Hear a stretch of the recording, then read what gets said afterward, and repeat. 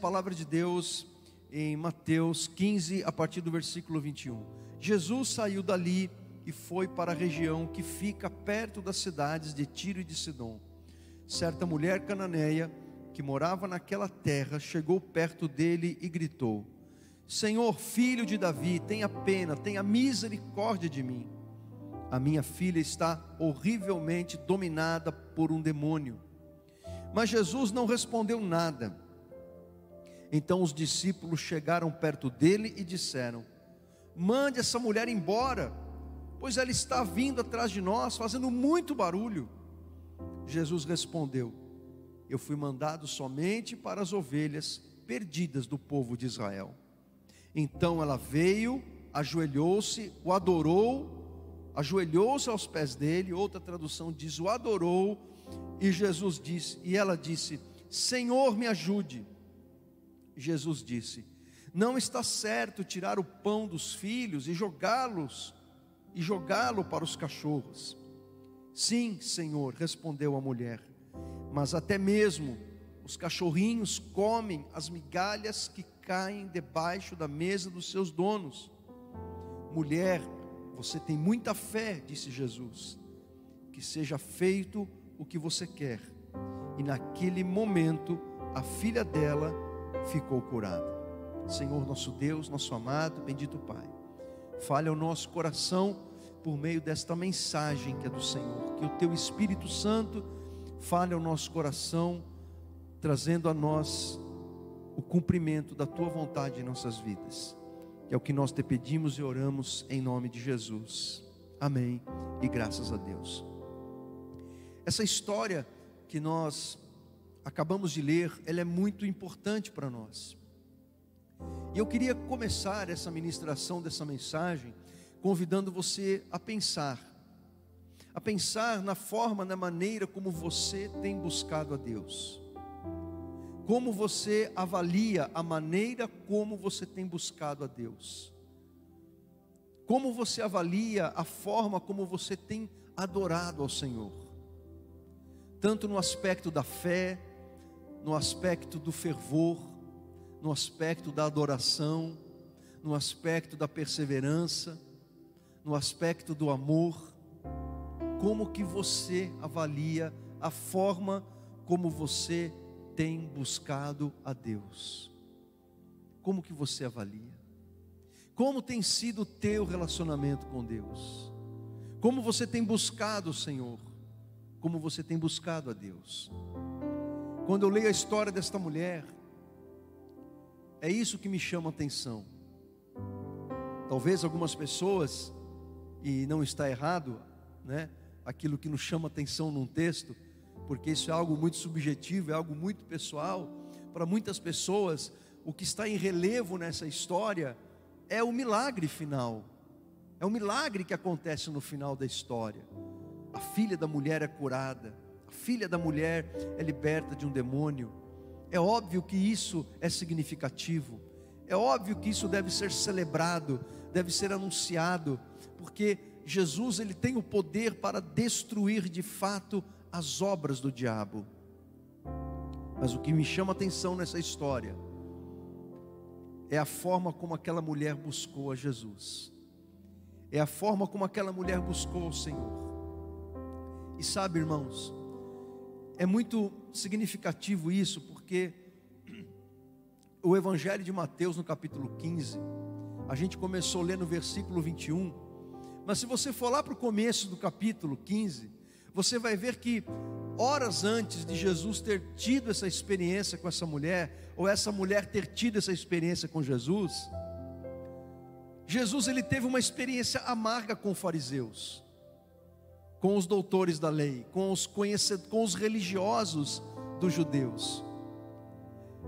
Aqueles homens que frequentavam a sinagoga todos os sábados, davam o dízimo de tudo, eles conheciam o Antigo Testamento de cor e salteado, eles eram rigorosos no cumprimento da lei, e mais, eles faziam até mais do que a lei mandava, até exageravam naquilo que faziam, e nesses exageros, eles anulavam a vontade de Deus para a vida deles. E aqueles homens foram lá importunar Jesus com uma questão. e trataram Jesus desrespeitosamente.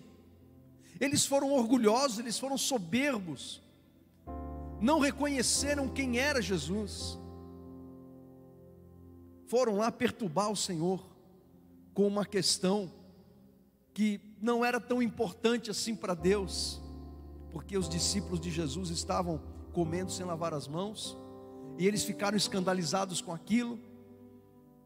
Sabe aquelas coisas pequenas, que as pessoas dão valor a coisas que não deveriam dar tanto valor assim? E foram perturbar Jesus com essa questão. E Jesus, que não perdia oportunidade, chamou os discípulos num canto e falou: olha, o mais importante não é o que entra na gente, o mais importante é o que sai. O mais importante não é o comer sem lavar as mãos, porque a questão ali não era uma questão de higiene. Por favor, lave as mãos antes de comer. A questão ali não era de higiene, não era sanitária, não era de combater bactérias. A questão não era essa, a questão era cerimonial, era religiosa. Os judeus lavavam as mãos antes de comer, não era por causa da impureza física, material, de germes, bactérias.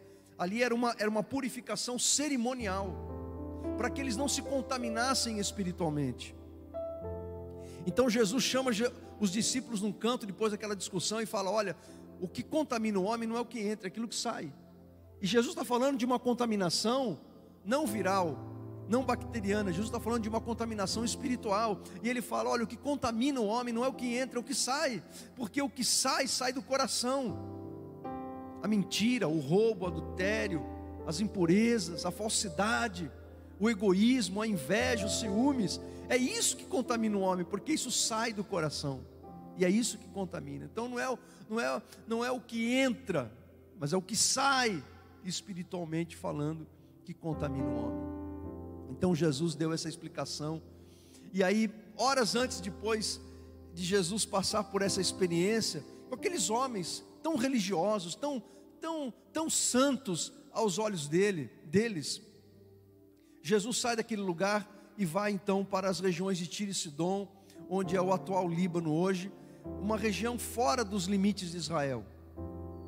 E ali uma mulher sírio-fenícia, uma mulher de origem grega, uma mulher que certamente nunca havia entrado numa sinagoga, porque as mulheres não frequentavam, eram proibidas de frequentar a sinagoga. Ela nunca tinha entrado numa sinagoga. Aquela mulher, ela não foi educada dentro da religião judaica. Aquela mulher, ela não conhecia a Torá, mas ela tinha alguma noção de quem era Jesus. Aquela mulher que não tinha o pacto que os judeus tinham com Deus por causa de Abraão, era uma mulher estrangeira, era uma mulher que vivia naquela região, fora dos limites de Israel, e por algum motivo que nós não sabemos, Jesus foi para aquele lugar. E então essa mulher, vendo Jesus, e certamente a fama de Jesus já havia corrido até aquele lugar, e quando ela ouviu e soube que Jesus estava ali, ela foi correndo atrás de Jesus. E então, a primeira coisa que eu noto nesta mulher, eu quero falar de três coisas que eu percebo na vida dessa mulher, que nos ensina como nós devemos buscar a Deus. E olha o que Deus faz, gente. Em Mateus capítulo 15, nós temos os religiosos, dando o exemplo de como não servir a Deus, do que não fazer com a palavra de Deus, do que não fazer com a lei de Deus, de como não torcer a palavra de Deus. E aí Deus chega e nos dá um exemplo de como servi-lo através de uma mulher que não tinha pacto com o povo de Deus, uma mulher estrangeira, uma mulher que não foi educada. Ela nunca frequentou uma escola bíblica, para você entender. Ela nunca frequentou um curso bíblico. Mas Deus usa uma mulher como essa para nos ensinar como a gente tem que buscar o Senhor. E a primeira coisa que eu vejo nessa mulher está nas primeiras palavras dela para Jesus, quando ela diz: Senhor, filho de Davi. Como que uma mulher que não foi educada no ensino judaico, no ensino das escrituras hebraicas, em outras palavras, ela não recebeu o ensino formal do Antigo Testamento, que aqueles figurões do começo do capítulo 15 receberam. Mas aquela mulher, certamente, era uma mulher interessada nas coisas do povo de Deus. E quando ela chama Jesus de filho de Davi, ela está dizendo: olha, eu não sou do seu povo, eu não tenho a aliança que o seu povo tem com Deus, eu não recebi a instrução bíblica que o seu povo recebeu, mas eu sei pelas informações que eu já obtive, que o Senhor não é uma pessoa qualquer. Eu sei que o Senhor não é um homem como qualquer outro homem. Eu sei que o Senhor tem uma origem divina. Eu sei que o Senhor foi enviado por Deus, o Criador. Quando ela diz filho de Davi, é isso que ela está dizendo. Ela está dizendo: olha, eu não faço parte do seu povo, mas eu sei que o seu povo teve um rei chamado Davi, e que esse rei chamado Davi teve uma aliança com Deus, e nessa aliança o seu descendente virá para reinar sobre Israel. Ela está dizendo, quando ela disse para Jesus, quando ela chamou Jesus filho de Davi, ela estava dizendo: olha, eu compreendo todas estas coisas. E isso realmente é maravilhoso, como que aqueles homens da primeira parte do capítulo 15, que deveriam saber essas coisas, não perceberam, e uma mulher que não tinha nada com Deus, percebeu e compreendeu e entendeu. Ela soube e sabia quem era Jesus, numa simples declaração: filho de Davi, me ajude. E aí a pergunta que eu faço para mim mesmo é: será que eu sei quem é Jesus? Será que eu tenho noção de quem é Jesus? Quem é Jesus para mim? Quem é Jesus para você? Aquela mulher, era improvável que ela soubesse quem era Jesus, mas por algum motivo ela sabia. Ela tinha noção, pelo menos noção de quem era Jesus. Filho de Davi, descendente de Davi, da linhagem real de Davi, aquele que veio para reinar, aquele que veio para cumprir nele as promessas feitas por Deus na aliança com Davi. Alguém enviado por Deus, o Messias enviado pelo Pai. Certa vez Jesus perguntou para os discípulos: o que as pessoas estão dizendo a meu respeito? Quem eu sou para as pessoas? Para quem eu tenho pregado, para quem eu tenho me apresentado? Então os discípulos trouxeram uma lista, né, de possíveis pessoas de quem Jesus seria para os seus ouvintes. Então, olha, Senhor, uns estão dizendo que o Senhor é Jeremias ou Isaías, algum dos profetas que ressuscitou. Estavam todos errados. Estavam todos errados. Nos dias de hoje, para muitas pessoas, Jesus é um médium evoluído, é um espírito evoluído, ou é um profeta como qualquer outro que surgiu no mundo, mais um dos muitos profetas, ou simplesmente o fundador de uma das maiores religiões que existem no mundo. Para muitas pessoas, Jesus é uma espécie de Buda, um dos muitos Budas que existiram e existem no mundo. Estão todos errados. Estão todos equivocados. E aí Jesus volta-se para os seus discípulos e diz: e vocês, quem vocês dizem que eu sou? E aí Pedro, usado pelo Espírito Santo, toma a frente de todos e diz: o Senhor é o Cristo, o Filho do Deus vivo. O Senhor é o Messias prometido, o enviado pelo Deus Criador. O Senhor é o Filho de Deus, um ser divino, a segunda pessoa da Trindade. E depois, se você quiser conferir, é só você virar a página, está no capítulo 16, isso de Mateus. Pedro foi usado pelo Espírito Santo para também compreender quem era Jesus. Será que nós compreendemos quem é o nosso Jesus? Sabe, eu tenho uma convicção, irmãos. Aquelas pessoas que chegam para o reino de Deus, como Jesus falou e explicou na parábola do semeador, aquelas pessoas que chegam na igreja com entusiasmo, cheio de fervor, até se batizam, fico olhando assim, que maravilha, que bênção, né? Aí de repente essas pessoas estão fora, voltam para o mundo, e voltam para o mundo muitas vezes falando mal da igreja, como se conhecesse a igreja. quando tiveram uma experiência de algumas semanas ou de alguns meses. Outro dia eu vi uma moça na internet, que fez parte da igreja, falando da igreja, falando como se fosse uma perita, né? uma autoridade sobre a igreja. E eu fico olhando essas coisas, e então eu tenho uma convicção: essas pessoas nunca souberam de fato quem foi Jesus. Tiveram uma ideia errada a respeito de Jesus.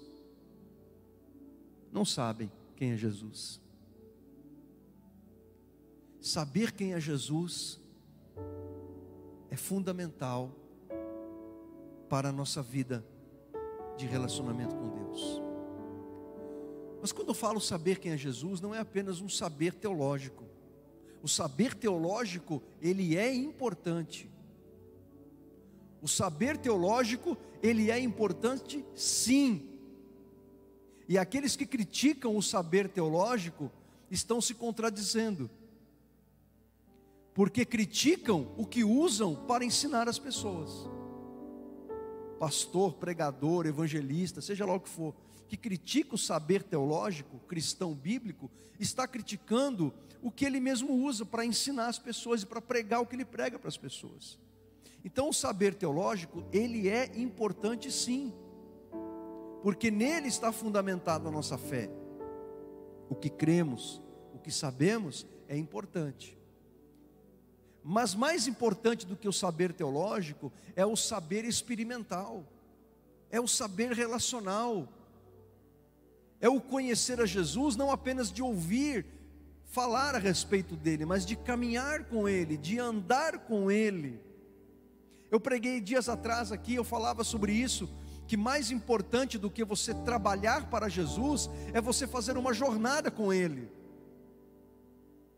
Mais importante do que você servir a Jesus é você fazer uma jornada com ele. Porque há muitas pessoas que estão servindo a Deus, estão fazendo a obra de Deus, estão suando a camisa, estão fazendo um monte de coisa na obra de Deus, mas não estão fazendo uma jornada com Deus. Deus é apenas uma figura que a pessoa usa para se beneficiar de alguma forma daquele serviço que a pessoa faz no reino.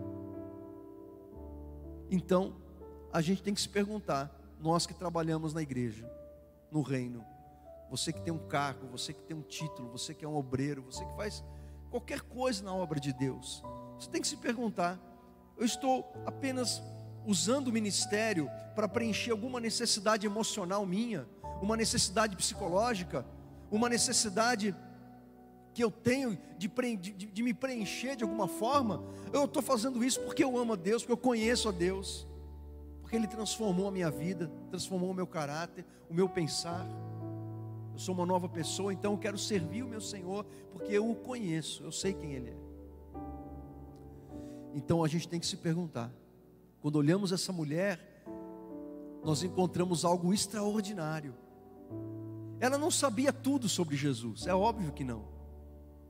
Ao final dessa história, ela vai conhecer mais ainda Jesus, porque o conhecimento de Deus é um processo, mas a gente tem que conhecer Jesus, de andar com Ele, de caminhar com Ele. E aquela mulher tinha um conhecimento de Jesus que as autoridades religiosas não tinham. Isso é extraordinário. Filho de Davi. Quantos significados por trás dessa declaração? Quem é Jesus para você?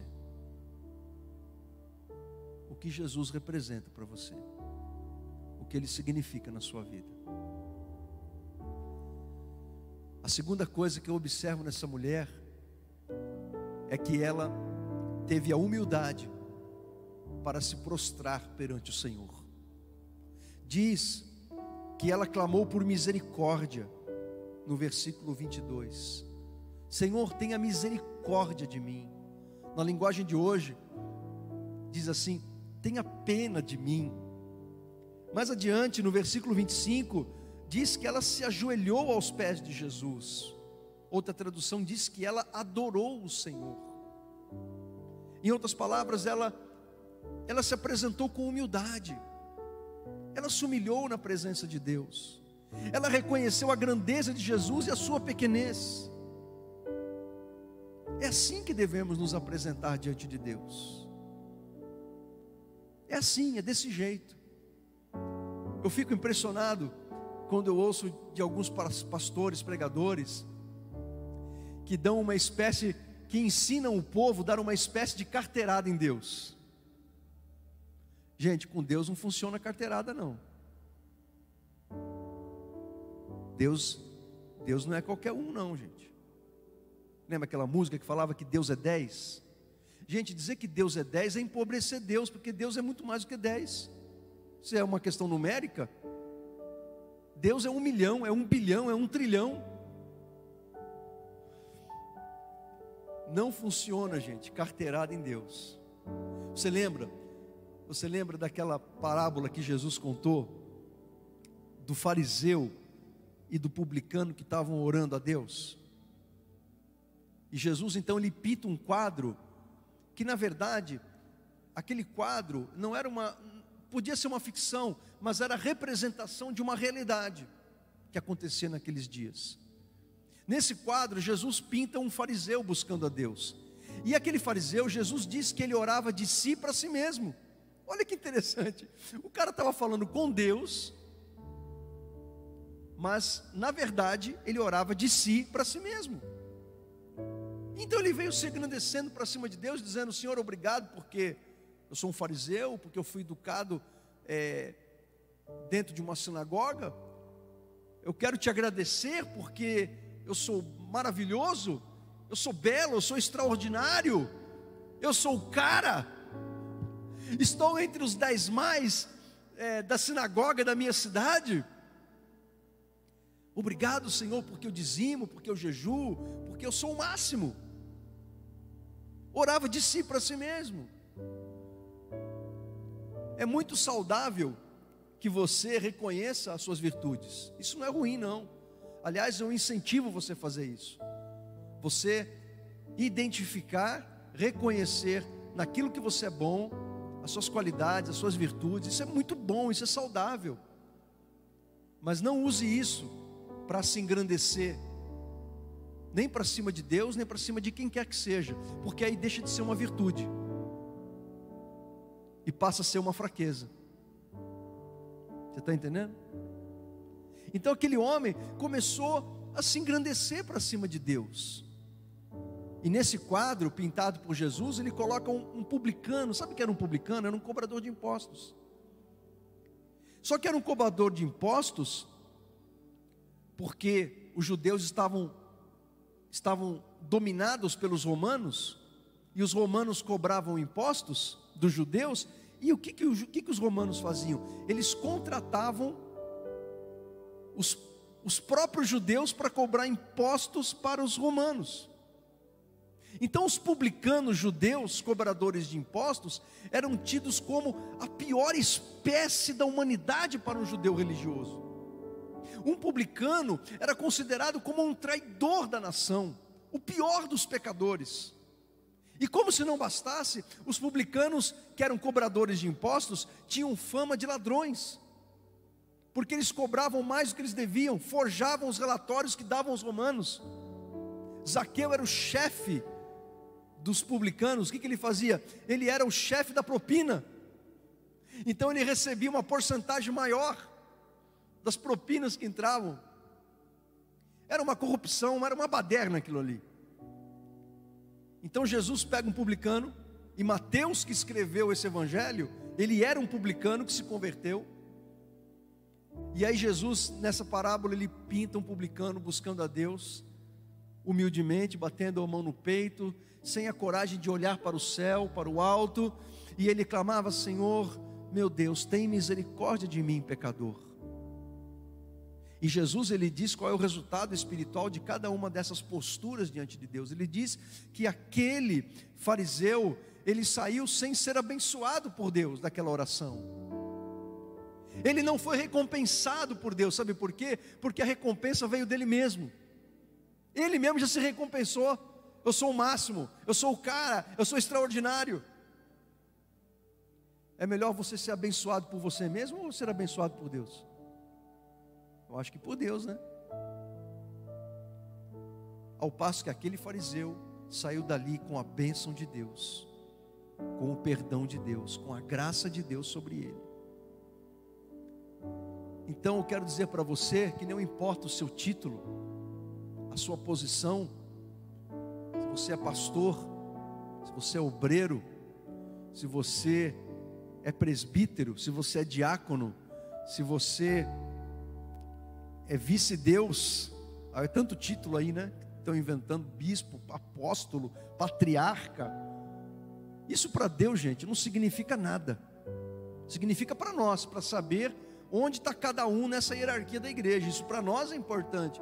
Mas quando a gente se achega perante Deus, gente, tudo isso cai por terra. Diante de Deus, somos todos iguais. E ao mesmo tempo, individuais. Porque Deus, Ele respeita a nossa individualidade, como seres humanos únicos. Então, gente, como que nós temos nos achegado perante Deus? Aquela mulher, ela se humilhou, ela adorou a Jesus. É assim que a gente se achega perante o Senhor?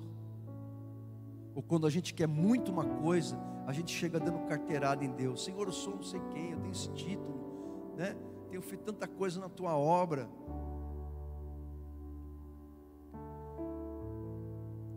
Paulo chegou para Timóteo e escreveu assim: Timóteo, apresenta-te diante de Deus como obreiro aprovado, que não tem do que se envergonhar.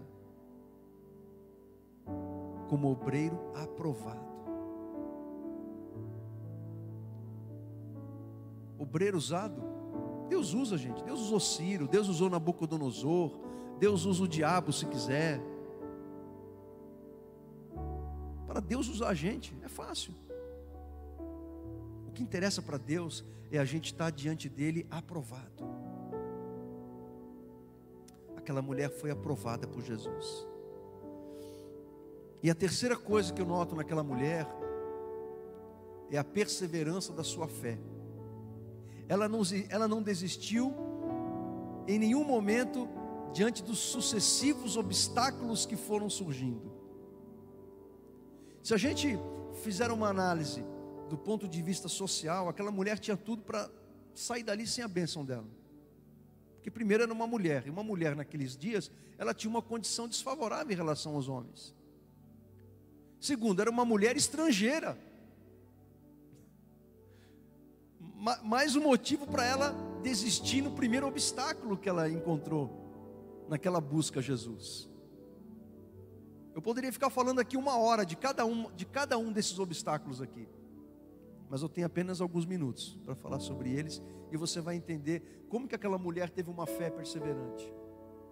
Além dela compreender, dentro daquela compreensão que ela tinha, mas uma compreensão correta de quem era Jesus, além dela ter se humilhado e adorado o Senhor nessa busca, ela também demonstrou ter uma fé que não desistia. Quando ela chegou para Jesus e disse: Senhor, filho de Davi, tenha pena de mim, minha filha está possuída por um demônio, me ajuda. Primeiro obstáculo, Jesus não respondeu nada. Jesus não respondeu nada. Eu não quero aqui julgar os motivos de Jesus ter tratado aquela mulher em primeiro lugar dessa maneira. Demandaria muito tempo, mas não é isso também que nos interessa. Mas foi um obstáculo. Jesus não respondeu nada. Como que você trataria alguém que você fala com ele e não te responde nada? Jesus não respondeu nada. Aí ela continuou clamando. E aí surgem quem na história? Os discípulos. O segundo obstáculo. Os discípulos chegaram, nem falaram com ela, falaram com Jesus: manda essa mulher embora. Desprezo. Manda essa mulher embora, ela está fazendo muito barulho, ela está nos incomodando. E aqui eu abro um parênteses. Quem estava mandando Jesus mandar aquela mulher embora? Eram os discípulos, os apóstolos.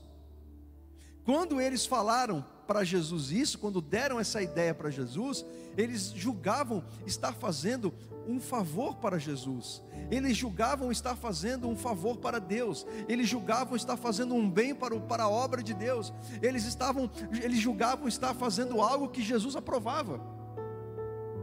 Manda essa mulher embora. Irmãos, por quantas vezes a gente acha que está ajudando Jesus, a gente está atrapalhando Jesus. A gente acha que está fazendo um bem para as pessoas, mas nós estamos fazendo um mal para as pessoas. Nós achamos que o que nós estamos fazendo, Deus não vai ligar, as pessoas não serão, elas não se ofenderão, elas não serão lesadas, mas na verdade nós, nos nossos achismos, nós estamos prejudicando as pessoas e o reino de Deus. Às vezes na nossa pretensa santidade,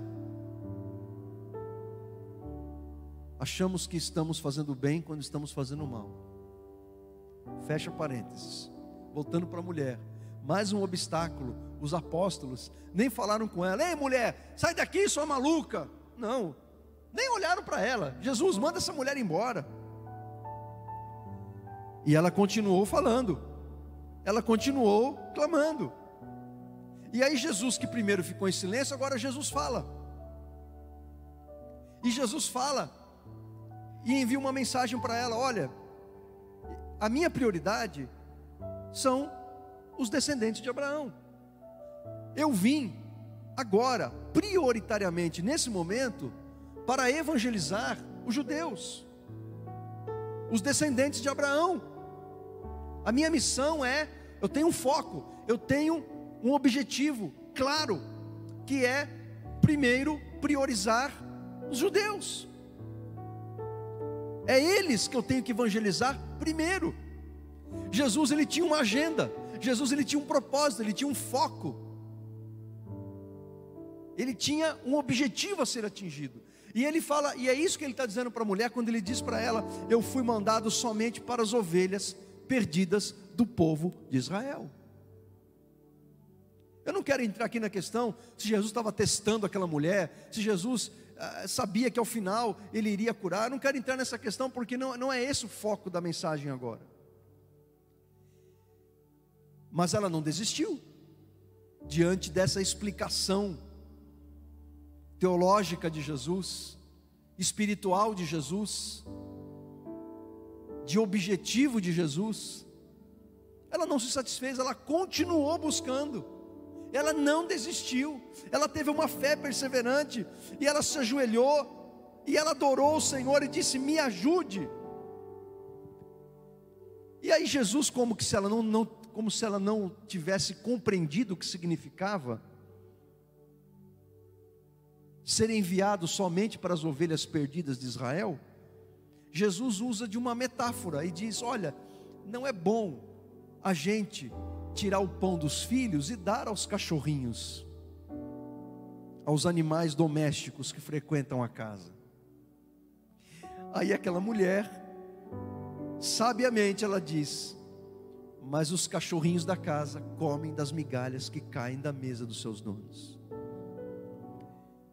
E aquela palavra tocou o coração de Jesus. Eu não estou dizendo que Jesus não ia abençoar aquela mulher, não é isso que eu estou dizendo. Mas o fato que está em questão aqui é que aquela mulher, ela não desistiu. E aquela fé perseverante impressionou Jesus. E ele disse: mulher, eu nunca vi uma fé dessa como a sua. Você tem muita fé. Você tem muita fé. Deixa eu ver como está aqui. Eu estou com a linguagem de hoje aberta. Deixa eu vir aqui na revista atualizada. Deixa eu pegar uma outra tradução aqui, ó. Jesus disse assim para ela: mulher, grande é a tua fé. É isso mesmo. Faça-se contigo como queres. Que seja como, que aconteça com você o desejo do teu coração para com a tua filha. E naquele momento a sua filha ficou curada, a sua filha ficou sã. Eu não estou dizendo, irmãos, que tudo que a gente pede para Deus a gente vai receber. Não quero pregar isso aqui para você, porque isso não é verdade. Mas é verdade também que a gente deixa de receber muita coisa de Deus porque a gente não persevera. A gente deixa de receber muita coisa da parte de Deus porque a gente desiste no primeiro obstáculo. E às vezes o primeiro obstáculo é o silêncio de Deus. E o silêncio de Deus nem sempre significa um não. O que significa o silêncio de Deus? Não sei, não sou Deus para saber. Eu sei que às vezes Deus fica em silêncio. Mas o silêncio também faz parte de um processo que Deus quer operar em nós. O fato é que a gente não vai receber tudo que pede, mas a gente deixa de receber muita coisa, porque a gente desiste facilmente de buscar, de clamar. E aqui nós temos um clamor muito especial, porque é o clamor de uma mãe em favor da sua filha. O que ela está pedindo para Jesus, dinheiro não pode comprar. O que ela está pedindo para Jesus não tem preço, não tem como calcular. E aquela mulher teve a sua filha curada, liberta, pelo poder de Deus, porque aquela mãe, ela não desistiu, ela perseverou. Então, quando a gente olha esse capítulo 15 até o versículo 28, a gente faz uma comparação entre aquela mulher e os religiosos dos dias de Jesus. Por um lado, nós temos um grupo de pessoas que conheciam tanto a Bíblia, conheciam tanto o Antigo Testamento, mas eles não conheciam Jesus. Eles não reconheceram que era Jesus. Trataram Jesus com soberba. Aliás, estavam rivalizando com Jesus, competindo com Jesus. A atenção das pessoas do povo deles. E ai daquele que quer competir com Jesus, né, gente? Ai daquele que quer competir com Jesus. A gente está vivendo dias de escândalos, né? Tivemos 2 escândalos aí essa semana, envolvendo autoridades do meio evangélico, envolvido com política aí, né? E é muito interessante como que alguns do povo de Deus ficam escandalizados com essas coisas ainda. Como é que pode? Mas Jesus falou que isso ia acontecer. Jesus falou que isso ia acontecer. E quando isso acontece, é apenas para mostrar quem é de Deus e quem não é. É uma forma de Deus lançar luz na escuridão e mostrar quem é dele e quem não é. Para a gente tomar cuidado. Para a gente tomar cuidado, quem que a gente está ouvindo na internet? Quem que a gente está buscando? Em quem nós estamos votando? A eleição está aí, ó. Agora vai começar a aparecer candidato crente aqui na igreja. Gente que nunca vem aqui vai começar a aparecer, né? Somem por 4 anos, aí vem pedir voto. E aí os que conseguem entrar, aí vão ter que lidar com o poder. Aí vão mostrar quem são. Então, gente, o que eu estou falando é muito sério. Aquelas autoridades eram autoridades religiosas, mas eles não estavam fazendo uma jornada com Deus. Estavam preocupados com a glória pessoal, com a glória própria. Eles não estavam preocupados com as pessoas, com o reino de Deus, com Deus. Como esses que a gente está vendo aí, os alvos dos escândalos. Essa gente não está preocupada com o povo, não. Não está preocupada com sociedade, não. Não estão preocupados com a igreja, não. Estão preocupados com a glória própria, com a riqueza pessoal. Então tome muito cuidado em quem você vota, em quem você ouve, em quem você segue na internet. Aquela mulher, ela se humilhou perante o Senhor. Ela adorou a Jesus. Ela reconheceu a sua pequenez e a grandeza de Jesus. E em terceiro lugar, aquela mulher teve uma fé perseverante. É assim que eu chamo a fé daquela mulher, porque nós podemos ter fé, mas a nossa fé é uma fé perseverante.